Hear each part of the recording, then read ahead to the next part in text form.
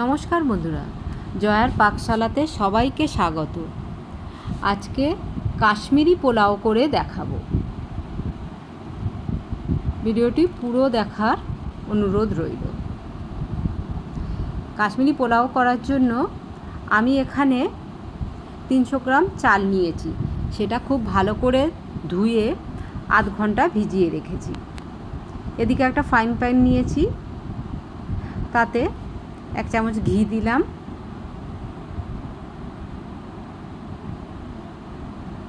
আর 4 table চামচ তেল দিলাম। এর মধ্যে কিছু আলমন্ড, 8-9টা আলমন্ড, 9-10টা কাজু দিয়ে একটু ভেজে নেব। 1 মুঠো কিশমিশ দিলাম, দিয়ে এগুলো খুব ভালো করে ভেজে নেব।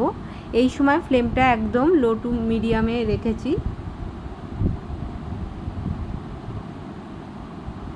এগুলো সব ভাজা হয়ে গেছে, আমি তুলে নিচ্ছি।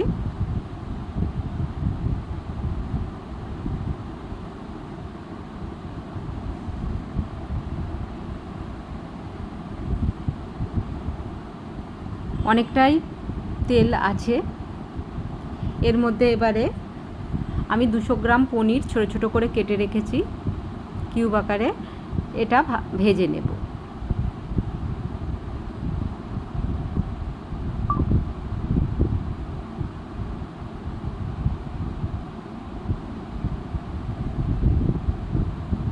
এর মধ্যে নুন দিলাম 1/2 চামচ।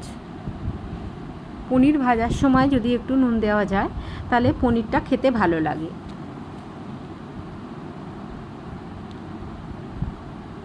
হালকা একটু কালার আসা পর্যন্ত এটা ভেজে নেব।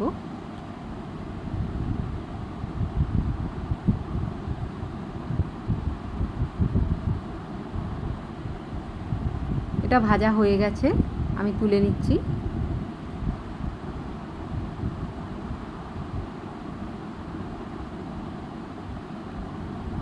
আবারও 1/2 চামচ ঘি দিলাম।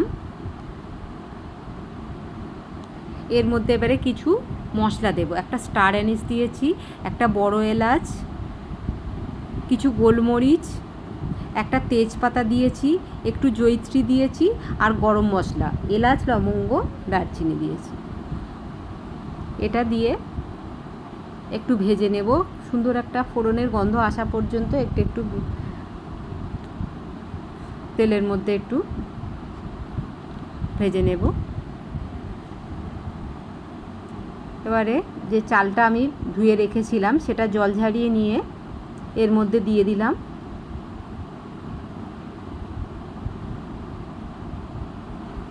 একটু সময় নিয়ে ভালো করে এটা ভেজে নিতে হবে।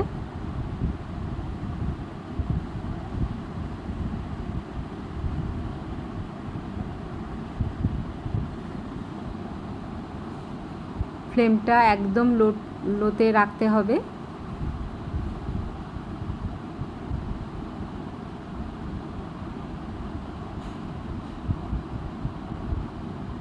চালটা সুন্দরভাবে যদি ভেজে নেওয়া যায় পোলাওটা খুব সুন্দর ঝরঝরে হয়।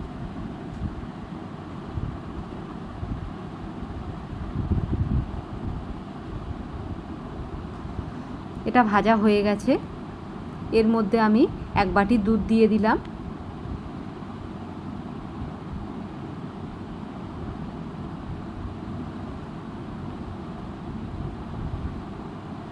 আরও 1 বাটি জল দিয়ে দিলাম। আমার 1 বাটি চাল ছিল, তার ডবল 1 বাটি দুধ, 1 বাটি জল দিয়ে দিলাম। দিয়ে আবারও একবার ঘেঁটে দিচ্ছি। দিয়ে এটা ঢাকা দিয়ে 5 মিনিট হতে দেব।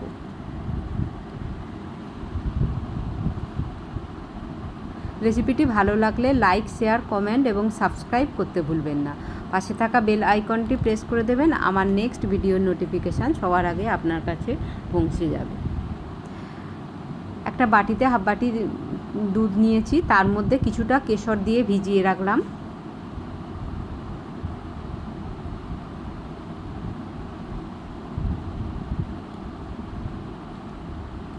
চালটা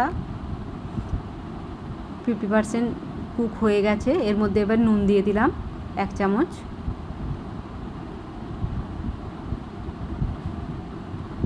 ভেজে রাখা ড্রাই ফ্রুটস, পনির সব দিয়ে দিলাম এর মধ্যে।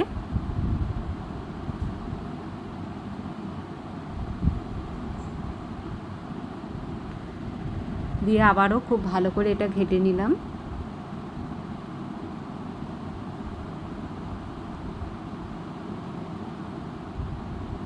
ঢাকা দিয়ে আরও 5 মিনিট এটা হতে দেব।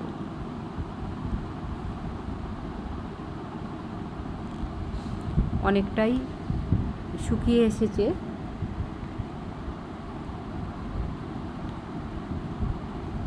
আবারও একবার আলতো হাতে এটা ঘেটে নিলাম। 1 টেবিল চামচ চিনি দিলাম, দিয়ে আবারও ঢাকা দিয়ে আমি 5 মিনিট হতে দিলাম। এটা একদম লো ফ্লেমে 5 মিনিট আমি হতে দিয়েছি। একদমই জল শুকিয়ে গেছে, খুব সুন্দর ঝরঝরে এটা হয়ে গেছে। একদম লো ফ্লেমে এটা রেখে দিয়েছি। এর মধ্যে ভিজিয়ে রাখা দুধের যে কেশরটা ছিল সেইটা দিয়ে দিলাম।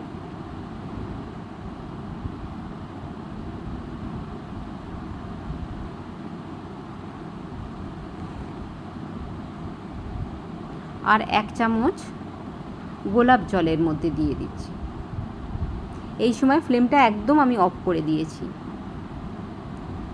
দিয়ে 1 চামচ গোলাপ জলটা দিয়ে আমি এটা ঢাকা দিয়ে 5 মিনিট রেখে দেব। এটা আমার হয়ে গেছে।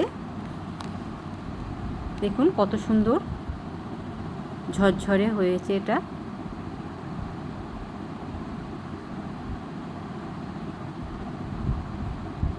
কেমন লাগলো অবশ্যই কমেন্ট বক্সে জানাবেন।